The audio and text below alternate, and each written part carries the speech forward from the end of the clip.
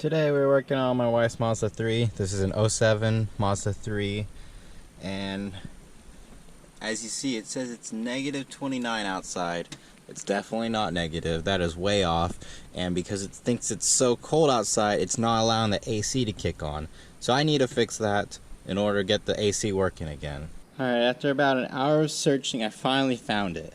Now, this car was in a previous front bumper, minor fender bender, but this bumper's been off, it's been repainted. Some of the stuff like the radiator support is still damaged, but you know, it's fine, it's drivable, it's no big deal. But the ambient temperature sensor belongs right in here, right behind the grill.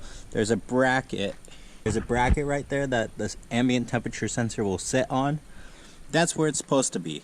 Obviously it's not there, so I've been fighting, trying to find where it got moved to, and just following the wiring back led me up to the underside of the headlight. Now I don't want to take off the bumper and the headlight just to maybe not find what I'm looking for. I took out the air cleaner, the whole air box, to give me better access to see behind it. I need to do this anyways because I need to clean the throttle body, but got back here, saw some wires that were just kind of looped together. So if we go under the car now, this sensor right here, this harness, this is for the fog lamp. But what I discovered, the wire for the ambient temperature sensor, the wire is supposed to come down and follow the same path that this wire does, but then it's supposed to cut to the right to the grill. So again, the wire for the ambient temperature sensor is supposed to come down and follow this wire and then cut to the right to the grill. If you see up there, there's a T where one comes down here, one splits off there. The one splitting off there, that's the ambient temperature wire harness. So for some reason it was looped up there and tucked in behind the headlight where you can never find it. So I'll stick my hand in there and I'll pull it down real quick. And here we have the ambient temperature sensors. So I guess this car uses a pair. Probably just takes an average from both of them, and that's the number you see.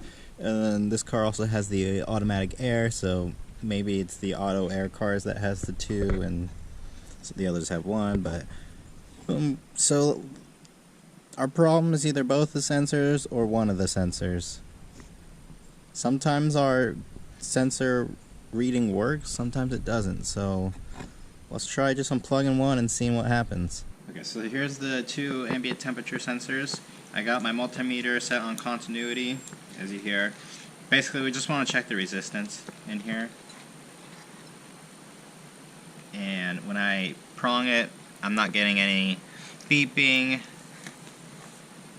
Nothing from that one. Something I haven't tried is, let me put the resistance to something much lower. See what kind of values we get. So we're getting 2 kilo ohms, 2.7 kilo ohms of resistance. And this one is dead. So it's this sensor that's bad, actually. So we could just replace this sensor. We tried just plugging in this sensor and leaving this one out, and it's still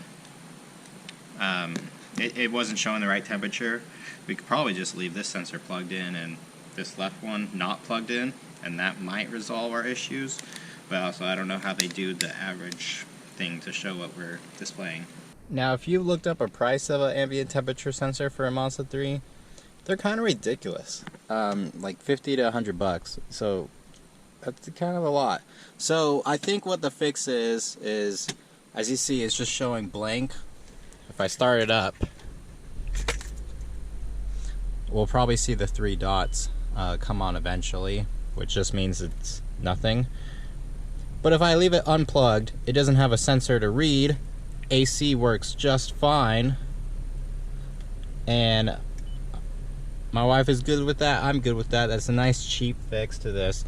We won't get to know the outside temperature, but if you want to know the outside temperature, roll your window down, basically. But yeah, this is working. Right now it's not popping up with the 3 dots, but it will. But I think this is going to be the fix. Down in the back side of the grill here, I put the sensors back where they're supposed to be, and then I tucked the wiring right back here. If you could see, this is the harness, and then it just kind of sits behind here, so it's out of the way. You can't see it at all, but if case anyone in the future decides to add those sensors back in, there it is. There's the hookup. That's how it's done.